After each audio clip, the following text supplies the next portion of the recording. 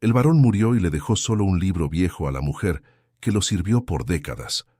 La viuda se burló de ella, la humilló frente a todos los peones y se rió en su cara, creyendo que se quedaba con toda la fortuna de la hacienda. Pero el error de la patrona fue no abrir esa Biblia antes de entregarla, porque entre sus hojas estaba escondida la soga que ella misma se había puesto al cuello. Lo que nadie en la hacienda San Román sospechaba era que ese regalo no era un consuelo espiritual, sino una sentencia de muerte para los que creían tener el poder absoluto. Corría el año en que el calor en Yucatán no daba tregua, ese calor que se te pega a la camisa y te hace sentir el peso de la tierra en cada paso. La hacienda San Román era un imperio de Enequén, el famoso oro verde que llenaba las arcas de don Rodrigo, un hombre que durante años mandó con mano de hierro. Pero el hierro se oxida y el cuerpo se cansa. Don Rodrigo llevaba meses postrado en una cama de caoba, rodeado de lujos que ya no podía disfrutar y de una esposa, doña Beatriz, que lo miraba no con amor, sino con la impaciencia de quien espera que una fruta termine de pudrirse para tirarla a la basura. Inés estaba ahí, siempre en las sombras, 45 años de vida y casi todos pasados dentro de esos muros de piedra caliza. Ella conocía el sonido de cada puerta, el olor de cada rincón y sobre todo el ritmo de la respiración del patrón. Era la que le llevaba el caldo, la que le acomodaba las almohadas y la que aguantaba los gritos de doña Beatriz cuando el chocolate no estaba a la temperatura exacta. Inés era invisible para la mayoría, una pieza más del mobiliario, y en esa invisibilidad radicaba su mayor fuerza.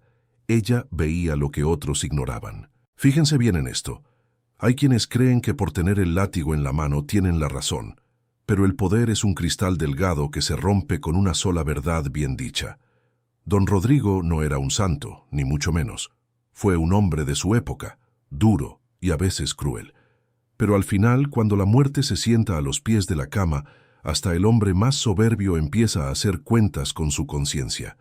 Él sabía que su tiempo se acababa y también sabía que en su propia casa dormía el enemigo. Doña Beatriz, 30 años más joven y con una ambición que no le cabía en el pecho, se paseaba por los pasillos con el tintineo de sus joyas, haciendo planes para cuando el viejo por fin soltara el último suspiro.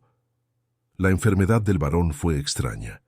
Empezó con un temblor en las manos, luego un dolor de estómago que no cedía ni con los remedios de los mejores doctores de Mérida. Doña Beatriz insistía en ser ella quien le preparara su chocolate por las tardes, una tradición que todos veían como un gesto de devoción conyugal. Inés, sin embargo, notaba algo raro. Notaba cómo la patrona se encerraba en la despensa antes de servir la taza, y cómo el frasco de la medicina del patrón siempre parecía estar en un lugar diferente. Pero en una hacienda como San Román, una sirvienta no tiene voz, solo oídos y ojos. La noche que don Rodrigo murió, el cielo de Yucatán estaba cargado de electricidad. No llovía, pero el aire pesaba. Inés estaba fuera de la habitación, esperando órdenes, cuando escuchó un susurro ahogado. No era un rezo, era una confesión. Don Rodrigo llamó a Inés con un hilo de voz, aprovechando que Beatriz había bajado a recibir al abogado que, casualmente, ya estaba en la sala antes de que el patrón falleciera. Inés entró y vio al hombre que había sido el dueño de su vida, reducido a un manojo de huesos y piel pálida. Él le tomó la mano, una mano callosa por el trabajo, y le entregó un objeto pesado, envuelto en un paño de lino. «Tómala, Inés, no la sueltes. Aquí está tu libertad y mi justicia», le dijo con un esfuerzo que parecía arrancarle los pulmones. Era la Biblia de la familia, un libro enorme, de cuero negro desgastado por el tiempo. Inés no entendía por qué un hombre que apenas se acordaba de Dios en sus años de gloria le entregaba un libro religioso en su lecho de muerte. Pero no tuvo tiempo de preguntar. En ese momento, la puerta se abrió de par en par. Doña Beatriz entró con esa elegancia gélida que la caracterizaba. Al ver a Inés junto a la cama, sus ojos se encendieron como brasas.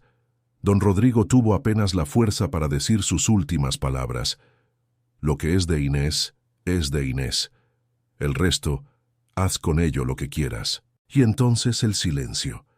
El varón de San Román había dejado de respirar. Beatriz no lloró. Se acercó al cuerpo, le cerró los ojos con una indiferencia que daba escalofríos y luego se giró hacia Inés. Sus ojos se fijaron en el bulto que la mujer sostenía contra su pecho. «¿Qué te dio?», preguntó con una voz que era como el filo de un cuchillo. Inés, temblando pero firme, destapó el lino. Al ver la Biblia vieja, Beatriz soltó una carcajada seca, una risa que rebotó en las paredes de la habitación mortuoria. «¿Una Biblia? ¿Eso es todo lo que te dejó el gran varón después de servirlo como un perro por años?», se burló la viuda. Se acercó a Inés, le quitó el libro con brusquedad y lo hojeó rápidamente. Solo vio papel amarillento, pasajes subrayados y el olor a humedad de los años. Para Beatriz, eso era basura. Para ella, el tesoro eran las escrituras de las miles de hectáreas de Enequén, las cuentas bancarias y la casona de la ciudad. Con un gesto de desprecio, le arrojó el libro a los pies a Inés. «Quédatelo. Quizás así aprendas a rezar para que tu próxima vida no sea tan miserable como esta. Mañana mismo te largas de mi hacienda». Inés recogió el libro del suelo. Sentía el peso, un peso que no correspondía solo al papel y al cuero. Pero lo que más le dolió no fue la expulsión, sino lo que sucedió después. Beatriz llamó al capataz, un hombre bruto llamado Julián, que siempre había disfrutado castigando a los peones por el puro placer de ver sangre. «Julián, Inés dice que el patrón le prometió su libertad. Dice que tiene un papel. Búscalo», ordenó la viuda. Julián arrancó a Inés de la habitación y la llevó al patio central, bajo la luz de las antorchas que empezaban a encenderse. Frente a todos los trabajadores que habían salido de sus chozas, al enterarse de la muerte del patrón, Beatriz mostró un sobre que Inés reconoció de inmediato. Era el acta de manumisión que don Rodrigo había firmado semanas atrás, prometiéndole a Inés que sería una mujer libre y que tendría una pequeña parcela para vivir sus últimos años en paz. «Esto», dijo Beatriz levantando el papel, «es un robo. Esta mujer se aprovechó de la demencia de mi marido para obligarlo a firmar mentiras». Y sin dudarlo un segundo, acercó el papel a la llama de una antorcha. Inés gritó, intentó abalanzarse, pero el capataz la sujetó por el cuello con una mano que parecía una tenaza. Los peones bajaron la cabeza. Todos sabían que ese papel era la verdad, pero nadie se atrevía a desafiar a la nueva dueña de San Román. El papel se convirtió en ceniza en pocos segundos. Beatriz se acercó a Inés y le susurró al oído: «Ahora no eres nada. Mañana te vas sin un centavo, solo con tu libro de cuentos. Y si vuelvo a ver tu cara cerca de mis tierras, Julián te dará un motivo real para llorar». La viuda ordenó que Inés fuera azotada ahí mismo, frente a todos, por mentirosa y ladrona. 3 azotes que le marcaron la espalda y el alma antes de ser arrojada a su pequeño catre en la zona de servicio. Pero mientras Inés yacía en la oscuridad de su cuarto, con la espalda ardiendo y el corazón latiendo a 1000 por hora, sus manos buscaron la Biblia que había dejado en un rincón. La habitación estaba en penumbra, apenas iluminada por la luna que entraba por la pequeña ventana. Pero sus dedos notaron algo. Al pasar la mano por el lomo del libro, sintió una irregularidad. No era un libro normal. La pasta de cuero era demasiado gruesa, y al tocar el borde de la contraportada, sintió una pequeña protuberancia metálica. Inés no sabía leer bien, pero don Rodrigo, en sus momentos de lucidez, y quizás como un acto de rebeldía silenciosa contra su esposa, le había enseñado algunas letras y a reconocer su firma. Con manos temblorosas, Inés acercó el libro a la luz de la luna. En el margen de la primera página, donde comenzaba el Génesis, vio algo que le heló la sangre. Había una mancha de un color violeta muy extraño, un tono que solo se conseguía con una pluma de plata y tinta de ónix que el varón guardaba bajo llave. No era una mancha de descuido, era una flecha diminuta, dibujada con precisión, que apuntaba hacia el interior de la encuadernación. Inés, ignorando el dolor de sus heridas, empezó a palpar con más fuerza. Fue entonces cuando se dio cuenta de que la Biblia pesaba más de un lado que del otro. El varón no le había dejado una herencia de fe, le había dejado una caja de Pandora. En ese momento, escuchó pasos pesados acercándose a su cuarto. Era el capataz. Doña Beatriz, a pesar de su burla, no era estúpida. Algo en la forma en que el varón se aferró a ese libro al final le estaba dando vueltas en la cabeza. La codicia es una enfermedad que te vuelve paranoico, y Beatriz empezó a sospechar que tal vez, solo tal vez, había cometido un error al dejar que Inés se quedara con ese objeto. Inés reaccionó rápido. No podía esconder la Biblia bajo el colchón. Julián lo destrozaría en un segundo. Miró a su alrededor. En el rincón había un costal de henequén húmedo que usaba para limpiar el piso. Con el corazón en la garganta, envolvió la Biblia en un pedazo de tela vieja y la metió en medio de la fibra húmeda del henequén. Se tiró al catre, fingiendo un dolor que, a decir verdad, no tenía que fingir mucho. La puerta se abrió de una patada. Julián entró con una linterna de aceite, su sombra proyectándose como un monstruo en la pared. «La patrona quiere el libro», gruñó el hombre, revolviendo las pocas pertenencias de Inés. Tiró la jícara de agua, pateó el banco de madera y deshizo el jergón de paja donde Inés dormía. «Ya se lo llevaron los perros, Julián. Lo tiré por la ventana, no quiero nada que me recuerde a esta casa maldita», mintió Inés, tratando de que su voz no temblara. Julián se acercó a ella, la levantó del cabello y la miró a los ojos. El olor a aguardiente de su aliento era insoportable. «Si me estás mintiendo, vieja, te voy a colgar de la ceiba más alta de la entrada». Julián revisó el cuarto por 10 minutos, que parecieron siglos. Pasó su bota cerca del costal de henequén, incluso lo pateó un poco, pero el peso de la fibra húmeda disimuló el bulto del libro. Maldiciendo en voz baja, salió de la habitación, dejando a Inés en un silencio aterrador. Ella sabía que el tiempo se le acababa. Tenía solo una noche. Si se quedaba hasta el amanecer, Beatriz encontraría la Biblia y con ella cualquier secreto que don Rodrigo hubiera querido proteger. Pero, ¿qué había realmente en ese libro? ¿Por qué el varón se tomó tantas molestias? Inés recordó la pluma de plata, recordó el color violeta y recordó, sobre todo, el rostro de Beatriz cuando le daba el chocolate al patrón. Una sospecha empezó a formarse en su mente, una sospecha tan oscura como la noche yucateca. Don Rodrigo no murió de viejo, ni de una enfermedad natural. Don Rodrigo estaba siendo asesinado frente a los ojos de todos, y él lo sabía. Inés sacó la Biblia del costal. Sus dedos buscaron de nuevo la marca violeta. Al presionar el pequeño bulto metálico que había sentido antes, escuchó un clic casi imperceptible. La pasta trasera de la Biblia se abrió apenas unos milímetros, revelando un doble fondo ingeniosamente construido. Dentro no había oro ni joyas. Había un fajo de papeles finos, escritos con esa misma tinta violeta que no se borraba con nada, y un pequeño frasco de vidrio oscuro sellado con cera roja. Sus ojos, aunque cansados, reconocieron la firma de don Rodrigo al final de una de las hojas.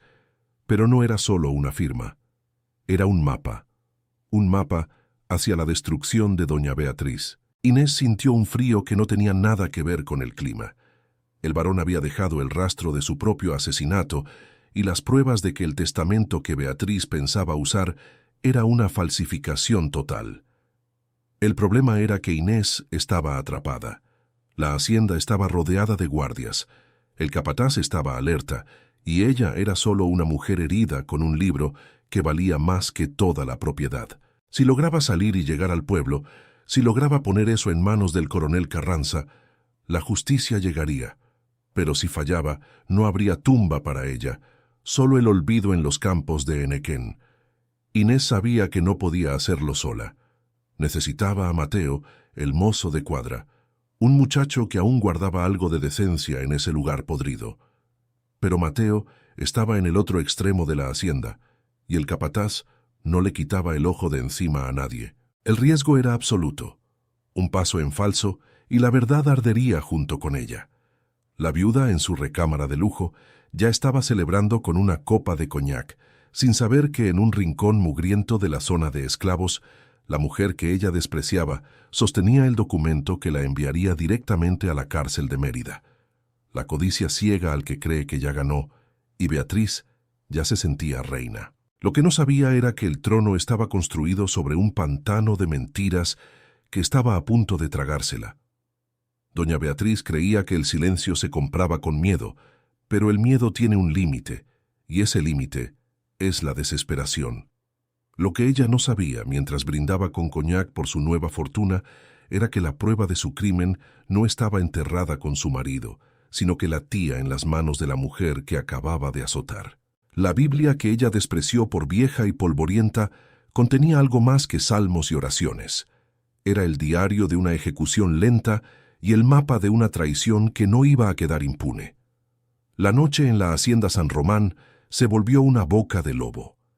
El aire estaba tan cargado de humedad que respirar costaba trabajo, y el olor del henequén cortado se mezclaba con el aroma rancio de la sangre que se secaba en la espalda de Inés. Ella estaba allí, sentada en el suelo de tierra de su cuarto, con los dedos temblorosos recorriendo aquel fajo de papeles que el varón había escondido en el doble fondo del libro. Sus ojos se fijaron en el pequeño frasco de vidrio oscuro, sellado con cera roja que brillaba débilmente bajo la luz de la luna. No necesitaba ser médico para saber qué era. Era el mismo frasco que había visto asomar por el delantal de la patrona meses atrás. Repara en esto. La ambición no tiene llenadero, y menos cuando se viste de seda para ocultar un alma podrida. Inés empezó a pasar las hojas con cuidado. Don Rodrigo había escrito en los márgenes de la Biblia, usando esa pluma de plata con punta de ónix que solo él poseía. La tinta era de un color violeta poco común, una mezcla que el propio varón mandaba traer desde Europa. Cada palabra era un puñal. El patrón describía cómo el sabor de su chocolate había cambiado, cómo sus piernas dejaban de obedecerle y cómo el dolor de estómago lo doblaba por las noches mientras su esposa le sonreía y le ofrecía otra tacita para el frío. Don Rodrigo sabía que estaba muriendo y sabía quién lo estaba matando, pero estaba demasiado débil para luchar contra la mujer que ya se había ganado el favor del capataz y de la mitad de la guardia. El primer golpe para Inés llegó antes de que pudiera planear su salida. El sonido de unas botas pesadas contra la piedra caliza la hizo saltar. Julián, el capataz, no estaba satisfecho con la primera revisión. La puerta de la choza se abrió de nuevo y el hombre entró con la cara roja por el aguardiente y la malicia.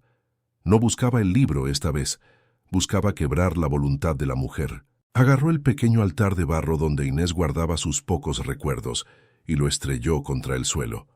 La patrona dice que mañana sales a pie y que si te llevas aunque sea un trapo que no sea tuyo, te corto las manos, escupió el hombre mientras pisoteaba los restos del altar. Inés no dijo nada. Se mantuvo pequeña, encogida en su rincón, con el brazo protegiendo el costal de henequén, donde ahora la Biblia estaba enterrada bajo fibra húmeda y sucia. El dolor de los azotes en su espalda era un recordatorio constante de lo que le esperaba si fallaba. Julián se acercó, la miró con asco y luego, de una patada, volcó la tinaja de agua, dejando a Inés en la absoluta sequedad. Ese era el trato en San Román. Si no servías, no existías. Pero lo que Julián no notó fue que, al romper el altar, una de las astillas de madera cayó justo sobre el doble fondo de la Biblia que Inés aún no había cerrado del todo. Cuando el capataz salió, Inés sintió que el corazón se le salía por la boca. Tenía que moverse. No podía esperar al amanecer, pero la hacienda era una fortaleza.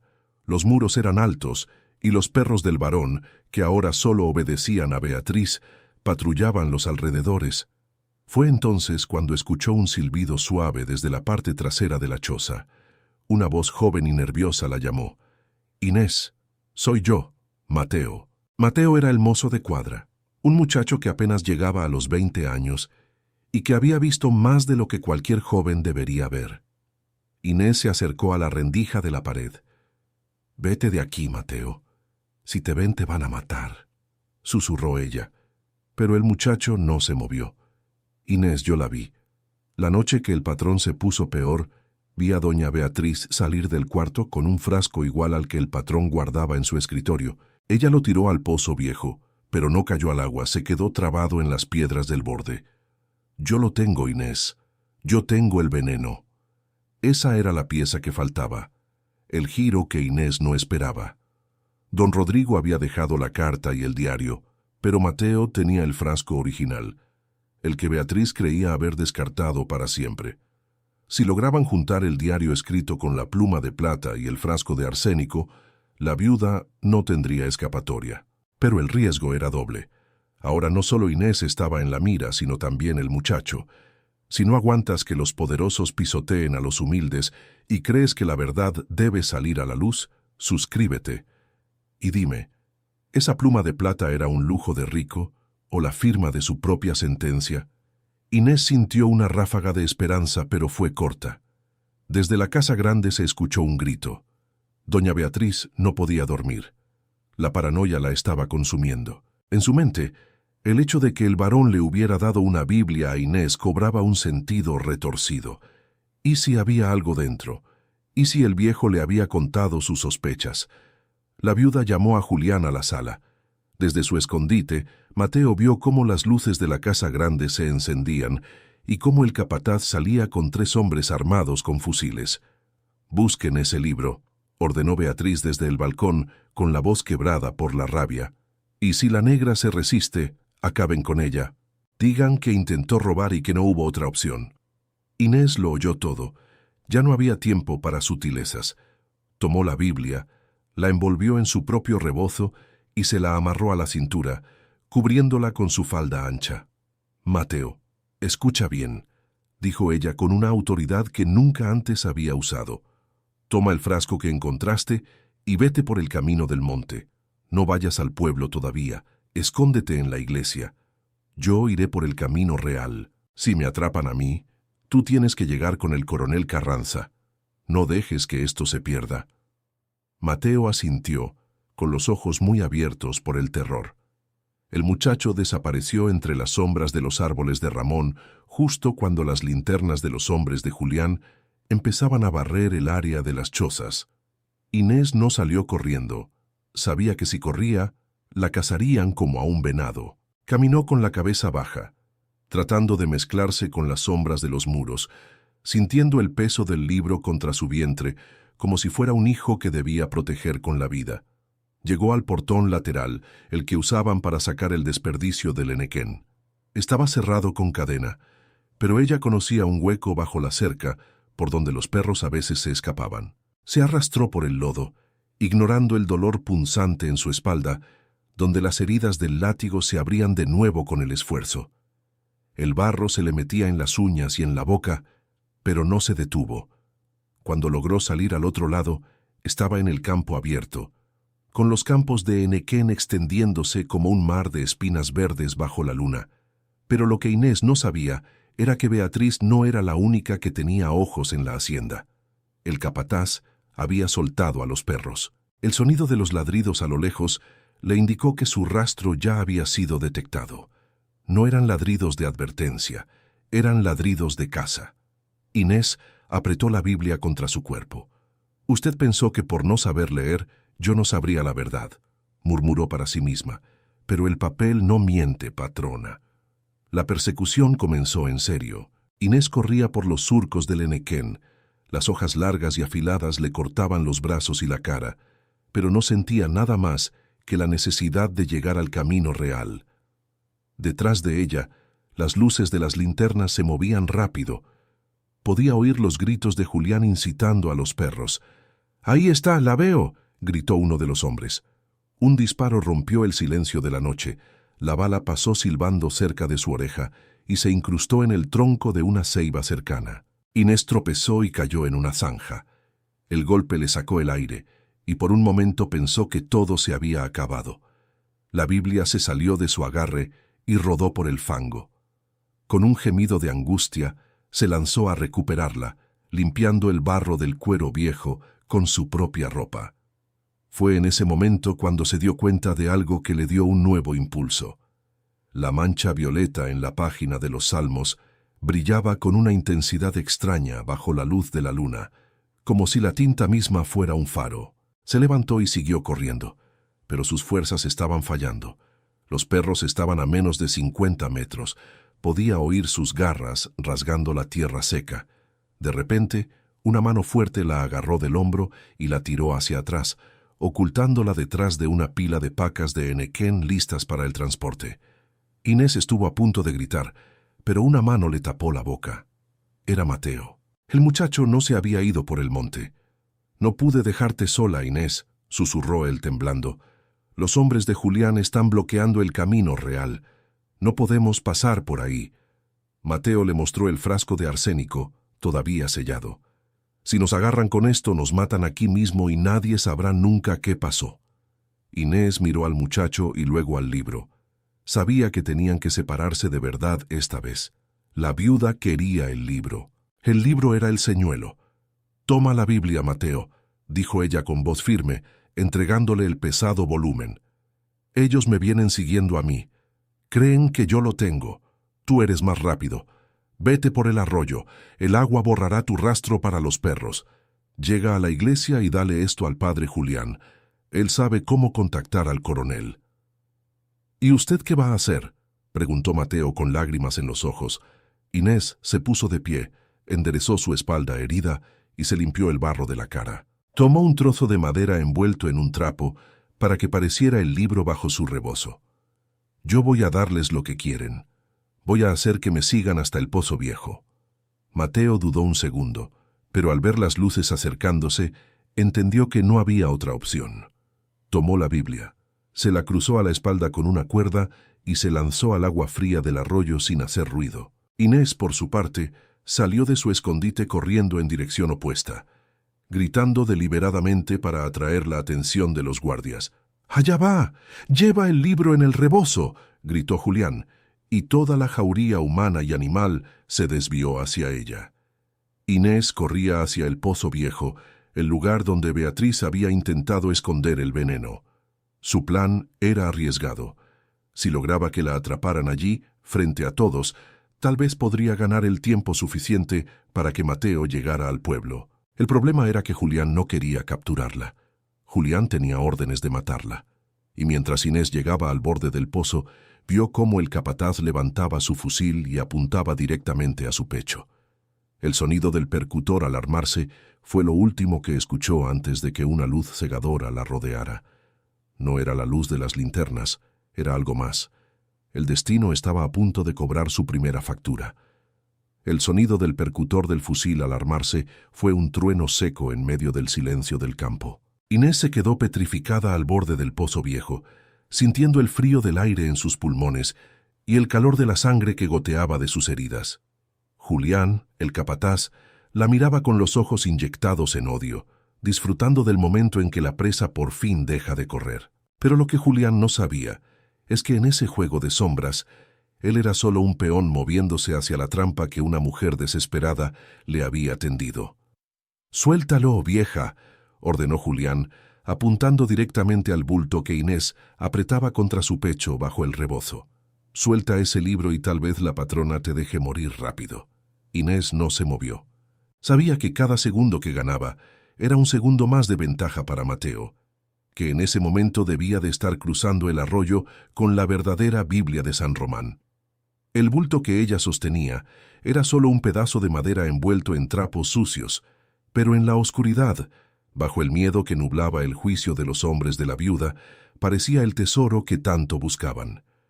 Fue entonces cuando el ruido de un carruaje se escuchó a lo lejos. Doña Beatriz no se había quedado en la casa grande esperando noticias. Su codicia era tan grande que necesitaba estar presente para ver cómo recuperaba lo que ella consideraba suyo. El carruaje se detuvo bruscamente, y la viuda bajó, con su vestido de seda negra arrastrándose por el lodo y la caliza, una imagen de elegancia que contrastaba con la suciedad y el dolor de la escena. Repara en esto. La maldad suele vestirse de gala para ocultar el rastro de la sangre, pero el olor del arsénico y la traición siempre termina por traspasar el perfume más caro. Beatriz se acercó a Inés, ignorando el fango que arruinaba sus botas. Su rostro, que alguna vez fue hermoso, estaba ahora deformado por una mueca de triunfo y desprecio. «Dámelo, Inés», dijo con una voz suave, casi cariñosa, que resultaba más aterradora que los gritos de Julián. «Dámelo y te prometo que no volverás a sentir el látigo. Te daré unas monedas y podrás irte de Yucatán para siempre». Inés miró a la mujer que le había arrebatado todo, su libertad, su tranquilidad y la vida del hombre al que ella había servido con lealtad. «Usted ya quemó mi papel de libertad, patrona», respondió Inés con una calma que descolocó a la viuda. «Lo que tengo aquí es lo único que me queda del patrón. ¿Por qué lo quiere tanto si para usted solo era una Biblia vieja?» La pregunta golpeó a Beatriz como un bofetón. La viuda hizo una señal a Julián, quien se abalanzó sobre Inés y le arrebató el bulto con una violencia innecesaria. Inés cayó al suelo, golpeando sus rodillas contra las piedras afiladas, mientras Beatriz tomaba el paquete con manos ávidas. Sus dedos, adornados con anillos de diamantes, empezaron a deshacer los nudos del rebozo con una desesperación casi animal. Pero cuando la tela cayó al suelo, lo que apareció no fue el cuero negro de la Biblia familiar. Fue un trozo de madera de cedro, pesado y tosco, que Inés había recogido de la carpintería de la hacienda. El silencio que siguió fue absoluto. El único sonido era el crepitar de las antorchas y la respiración agitada de los hombres. Beatriz se quedó mirando el pedazo de madera como si no pudiera entender lo que sus ojos veían. «¿Dónde está?», preguntó Beatriz, y esta vez su voz no fue un susurro, sino un rugido de rabia que hizo que hasta los perros retrocedieran. «¿Dónde está el libro, maldita?». Inés se levantó del suelo, limpiándose el barro de la falda. Por primera vez en décadas, no bajó la mirada. «El libro ya no es de esta hacienda, patrona. El libro está camino a donde la verdad no se puede quemar con antorchas». Beatriz se volvió hacia Julián y le cruzó la cara con un golpe de su mano enguantada. «Idiota, te burló una esclava. Busquen al mozo, busquen a Mateo. Él no estaba en las cuadras. Lo vi salir hace rato. Tráiganlo vivo o muerto, pero tráiganme ese libro». Julián, humillado y furioso, montó en su caballo y ordenó a sus hombres que se desplegaran hacia el arroyo. Sabían que Inés los había engañado, pero lo que no sabían era que el tiempo de Beatriz se estaba agotando. La viuda, fuera de sí, ordenó que amarraran a Inés a la parte trasera del carruaje. Quería que la mujer viera cómo destruía a Mateo. Quería que sintiera el peso de su fracaso antes de terminar con ella. Si no engoles este tipo de mentiras bien vestidas y crees que la justicia tarda pero llega, se escribe. Y dime, esta prueba, la tinta violeta que el varón usaba para sus secretos, ¿era un simple capricho de rico o la firma que hundiría a la viuda? Mientras el carruaje avanzaba de regreso hacia la casa grande, arrastrando a Inés que apenas podía mantenerse en pie, la mente de la viuda era un torbellino de cálculos. Sabía que si el coronel Carranza ponía sus manos sobre esa Biblia, todo se acabaría. No solo por el diario de don Rodrigo, sino por algo mucho más técnico y letal, la tinta. Don Rodrigo era un hombre de costumbres fijas. Su tinta violeta, hecha con una fórmula secreta que incluía polvo de ónix y plata, era única en todo México. Él la usaba para firmar sus documentos más importantes y para escribir sus pensamientos privados. Lo que Beatriz había olvidado en su prisa por falsificar el testamento era que ella había usado la pluma de plata del varón para firmar el documento falso, creyendo que eso le daría autenticidad. Pero la carta que estaba escondida en la Biblia, la carta donde don Rodrigo denunciaba su envenenamiento, estaba escrita con esa misma tinta y fechada el mismo día en que, supuestamente, él había firmado el testamento dejándole todo a su esposa. Si un experto comparaba los trazos, vería que el testamento tenía una caligrafía temblorosa, forzada, mientras que la carta en la Biblia era firme, la letra de un hombre que sabe que está dejando su última voluntad. La tinta violeta, que Beatriz pensó que era su mejor aliada para el fraude, se estaba convirtiendo en el rastro de sangre que la llevaba directo al patíbulo. Inés, a pesar del dolor, sentía una extraña paz. Recordó las tardes en las que el varón, ya con la voz débil, le pedía que le trajera su tintero especial. «Inés», le decía, «esta tinta no se borra. La verdad escrita con plata y ónix sobrevive a la carne y al hueso». En aquel entonces, ella no entendía. Ahora, mientras veía las luces de la hacienda alejarse y el monte cerrarse a su alrededor, Comprendía que el varón la había estado preparando para este momento. Él sabía que solo alguien invisible como ella podría portar el arma definitiva contra Beatriz. El problema es que la noche en Yucatán es traicionera. Mateo, aunque joven y ágil, estaba aterrado. El peso de la Biblia en su espalda le parecía el de una montaña. Cruzó el arroyo, pero el agua estaba más alta de lo normal y el barro le dificultaba el paso. Escuchaba los gritos de los hombres de Julián cada vez más cerca. Los perros, entrenados para rastrear humanos en medio de la selva baja, estaban ganando terreno. Mateo llegó a un claro y vio las luces del pueblo de San Román a lo lejos. La torre de la iglesia se alzaba como un faro de esperanza, pero entre él y el pueblo estaba el camino real, y ese camino estaba patrullado. El muchacho se ocultó tras una ceiba gigante, el árbol sagrado de los mayas, y abrazó el libro contra su pecho. «Por favor», susurró, aunque no sabía a quién le pedía, «deja que llegue». En la casa grande, Beatriz caminaba de un lado a otro en la sala, rodeada de los muebles finos que pronto podrían dejar de ser suyos. Miró hacia la pared, donde colgaba el retrato de don Rodrigo. Los ojos del varón parecían seguirla, juzgándola. En un arranque de furia, tomó un jarrón de porcelana y lo estrelló contra el cuadro. El sonido del cristal rompiéndose fue como un disparo. «¡Julián!», gritó cuando vio al capataz entrar por la puerta principal. El hombre estaba empapado, con la ropa desgarrada y la cara lívida. «Dime que lo tienes. Dime que tienes el libro». Julián bajó la cabeza. «Encontramos al muchacho, patrona. Estaba llegando a la iglesia, pero no estaba solo». Beatriz sintió que el suelo se abría bajo sus pies. «¿Cómo que no estaba solo? ¿Quién estaba con él?» «El coronel Carranza», respondió Julián con un hilo de voz. Estaba en la plaza, regresando de una inspección en Mérida. Mateo se lanzó a sus pies y le entregó el libro frente a todo el pueblo. «No pudimos hacer nada, patrona. Había demasiada gente». El silencio que cayó sobre la sala fue más pesado que cualquier castigo físico. Beatriz se desplomó en su sillón de terciopelo. La jugada maestra se había convertido en un jaque mate en su contra, pero la viuda no era de las que se rendía fácilmente. Su mente, retorcida por años de ambición, empezó a buscar una salida. «El coronel no sabe leer entre líneas», murmuró para sí misma. «Es solo un libro de oraciones. No hay pruebas, solo palabras de un viejo loco». Fue entonces cuando recordó el frasco de arsénico que Mateo había mencionado a Inés. Si el muchacho también le había entregado el veneno al coronel, ella estaba perdida. Pero si podía convencer a Carranza de que el veneno era una medicina malinterpretada, tal vez tendría una oportunidad.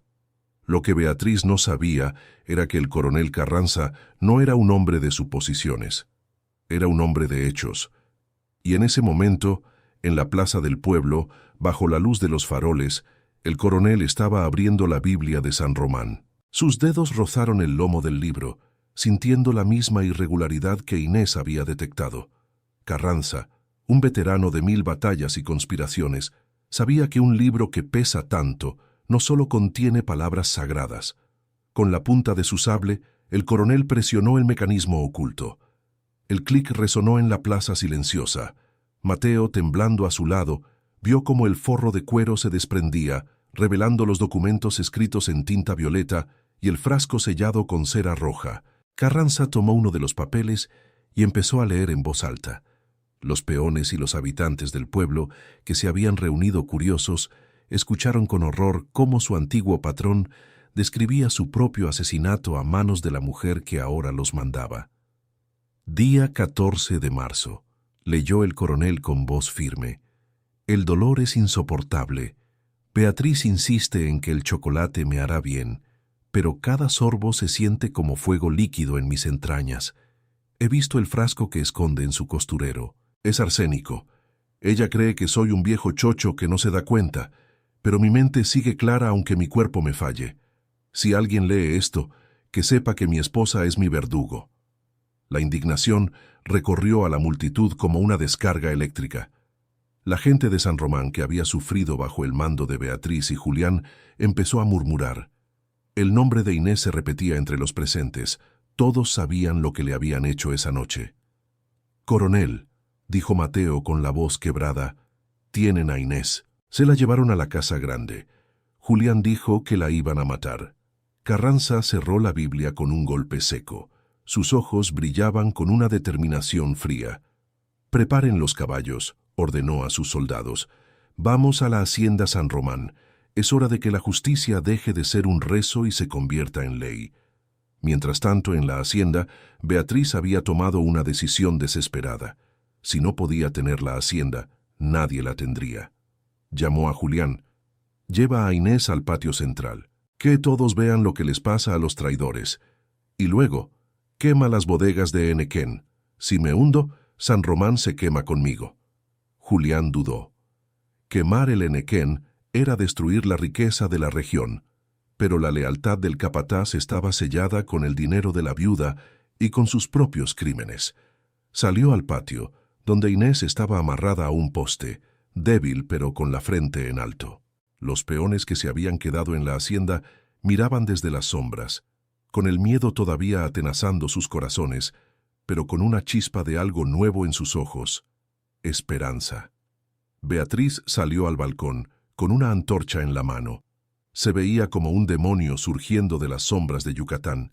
«Miren bien», gritó a los trabajadores. «Esta mujer intentó destruir su hogar. Ella es la responsable de lo que va a pasar ahora». Pero antes de que pudiera bajar la antorcha hacia el primer montón de fibra seca, un sonido interrumpió la escena. No fue un grito, ni un disparo. Fue el sonido rítmico y potente de una caballería acercándose a todo galope. El coronel Carranza y sus hombres irrumpieron por el portón principal, sus uniformes brillando bajo la luz de la luna y sus sables desenvainados. La justicia no era un milagro, era una carga de caballería que venía a reclamar lo que era suyo. Beatriz soltó la antorcha, que cayó al suelo sin prender nada.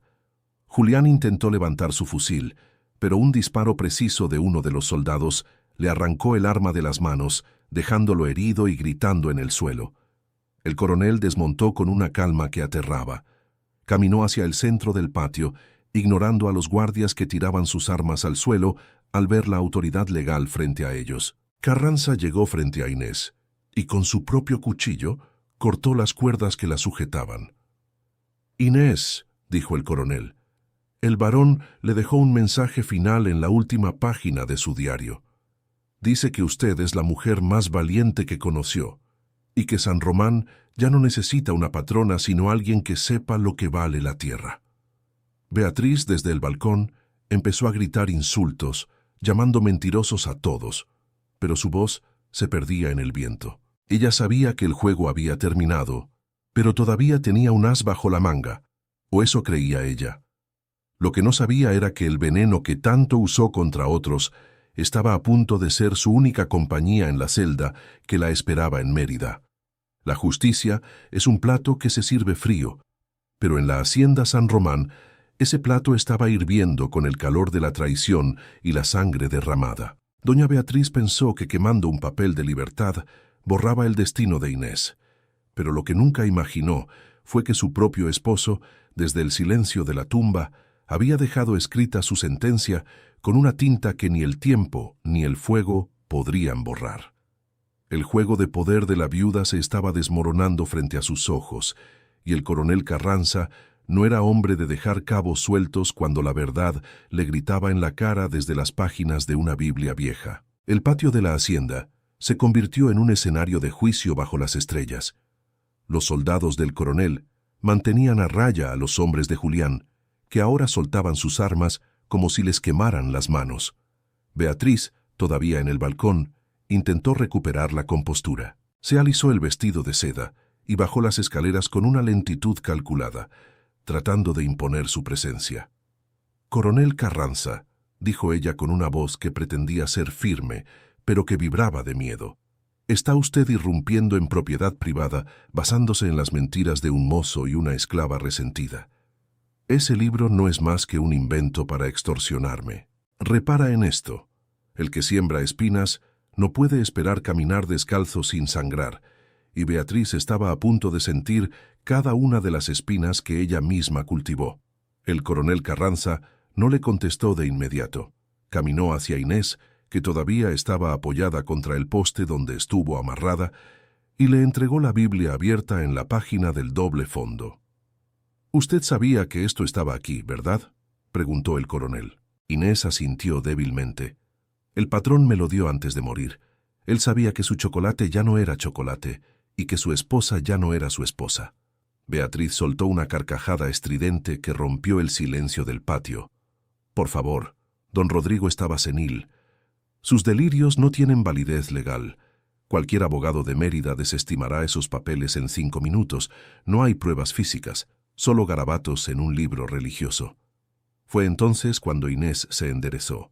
A pesar de los azotes, a pesar del barro y del cansancio, sus ojos brillaron con una luz que hizo que Beatriz retrocediera un paso. «No son solo garabatos, patrona. Usted se fijó en la tinta, ¿verdad? Esa tinta violeta que solo el patrón tenía.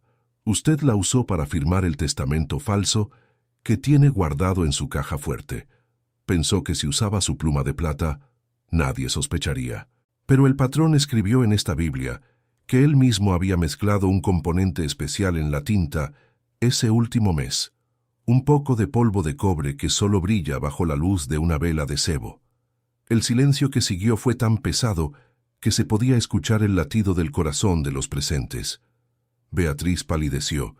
Ella no sabía nada del cobre. Había usado la pluma de plata creyendo que era un detalle de autenticidad, sin saber que el varón le había tendido una trampa química desde su lecho de muerte.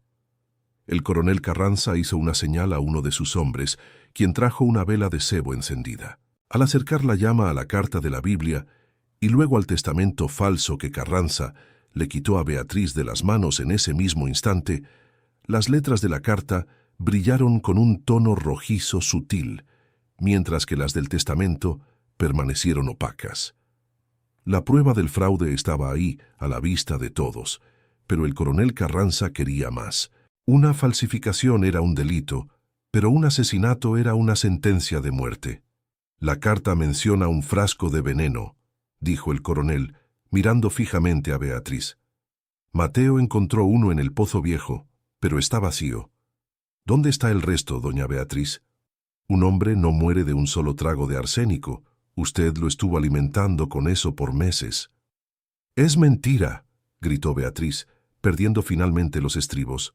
«Esa mujer lo puso ahí. Inés quería quedarse con la hacienda». Inés caminó hacia el coronel y le pidió que pasara a la última página de la Biblia, una página que parecía estar pegada a la contraportada. «El patrón sabía que usted buscaría el veneno en toda la casa, patrona. Por eso guardó el frasco de reserva, el que todavía está lleno, en el único lugar donde usted nunca se atrevería a mirar por miedo a su propia conciencia. Si no soportas ver cómo el poderoso abusa del inocente y crees que la verdad debe salir a la luz, suscríbete y dime, ¿esa mancha violeta era un simple descuido o la firma que hundiría a la viuda para siempre?» Inés señaló hacia la pequeña capilla que estaba al fondo del jardín de la hacienda, donde el cuerpo de don Rodrigo descansaba en un ataúd de cedro antes de ser llevado al cementerio de Mérida al día siguiente. «Está con él», susurró Inés, bajo su almohada de seda, dentro del ataúd. Don Rodrigo dijo que si quería llevárselo a la tumba lo haría, pero que si alguien era lo suficientemente valiente para buscarlo, ahí encontraría la prueba final. Beatriz se desplomó de rodillas en el lodo. Sus ojos estaban fijos en la capilla. El coronel Carranza ordenó a sus hombres que entraran.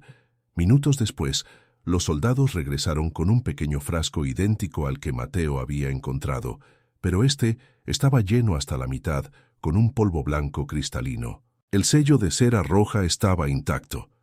El boticario del pueblo, que había llegado con el coronel, lo examinó rápidamente. «Es arsénico puro, mi coronel, lo suficiente para matar a 10 hombres». El clímax de la noche llegó cuando el coronel Carranza leyó el último párrafo de la carta oculta. «Si este frasco es encontrado en mi lecho de muerte, que se proceda al arresto inmediato de Beatriz San Román.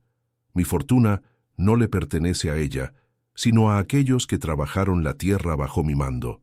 Inés la mujer que me cuidó cuando mi propia sangre me traicionaba. Queda libre de toda deuda y se le otorga la administración de la hacienda San Román hasta que las tierras sean repartidas justamente. La rabia de Beatriz se convirtió en una locura silenciosa. Intentó arrebatarle el sable a uno de los soldados para hacerse daño a sí misma o a Inés, pero fue sometida rápidamente. Julián, viendo que su protectora había caído, empezó a suplicar clemencia, ofreciendo delatar todos los crímenes que Beatriz le había ordenado cometer, incluyendo la quema de otras actas de libertad y el robo de ganado a los vecinos. «Llévenselos», ordenó Carranza. A ella a la prisión de Mérida para enfrentar juicio por asesinato y fraude. Al capataz, que lo encierren hasta que se decida su destino. Esta hacienda ya no es un imperio de miedo. Mientras los soldados se llevaban a Beatriz, ella se giró una última vez hacia Inés. Ya no era la patrona elegante, era una mujer rota, con el vestido manchado de barro y el alma expuesta. «Disfruta tus tierras, esclava», escupió con veneno. «Pero recuerda que la tierra de Yucatán siempre cobra lo que se le debe».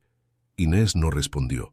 Miró cómo se llevaban a la mujer que la había azotado horas antes y sintió una tristeza profunda, no por Beatriz, sino por los años de vida que se habían perdido en esa lucha de odio. Se acercó a Mateo, quien estaba llorando de alivio, y le puso una mano en el hombro. «Ya terminó, muchacho, ya podemos dejar de correr». El amanecer empezó a teñir el cielo de Yucatán con tonos rosados y naranjas. El sol del oro verde salía sobre una hacienda que ya no pertenecía a un solo apellido, sino a todos los que habían dejado su sudor en los surcos del Enequén. En los días siguientes, el testamento real de don Rodrigo se ejecutó bajo la supervisión del coronel Carranza y el padre Julián. La hacienda San Román se disolvió como tal. Las tierras se repartieron entre las familias de los peones, dándoles por primera vez en su historia un pedazo de mundo que podían llamar suyo. Doña Beatriz fue condenada a cadena perpetua en la cárcel de Mérida. Se dice que pasó sus últimos días hablando sola, quejándose de una mancha violeta que veía en las paredes de su celda y que no la dejaba dormir. Julián, el capataz, fue desterrado de la región bajo amenaza de ejecución si volvía a pisar tierras de Yucatán. Los otros guardias que participaron en los abusos fueron juzgados y sentenciados a trabajos forzados en las mismas tierras que antes despreciaban. Inés recibió legalmente su carta de libertad, pero no se fue. Se quedó en San Román no como dueña, sino como guía. Con la pensión que el varón le dejó de sus cuentas personales, fundó una pequeña escuela en la Casa Grande, donde los hijos de los trabajadores aprendieron a leer y a escribir. Ella misma se sentó en los primeros bancos, aprendiendo por fin a descifrar cada palabra de la Biblia que le había salvado la vida. Ya no necesitaba que nadie le contara lo que decían los papeles. Ahora ella era la dueña de su propia historia. La pluma de plata con punta de ónix fue donada al Museo de la Ciudad, un recordatorio de que la verdad tiene formas extrañas de manifestarse. A veces viene en un frasco de veneno y otras veces viene escondida entre las hojas de un libro que alguien consideró basura. La mancha violeta en la página de los Salmos nunca se borró, permaneciendo como un testimonio mudo de que la justicia no es algo que cae del cielo, sino algo que se construye con valentía y con la paciencia de quien sabe esperar el momento exacto. Suscríbete. Aquí sacamos a la luz lo que el tiempo y los poderosos quisieron enterrar. Y comenta, ¿crees que el varón fue realmente justo al final, o fue solo el miedo a la muerte lo que lo hizo hablar? La mentira tiene patas cortas cuando la prueba está escrita con la sangre y la plata de la verdad. Quien subestima la inteligencia ajena y cree que el poder es eterno, termina cavando su propia tumba en el lugar más inesperado.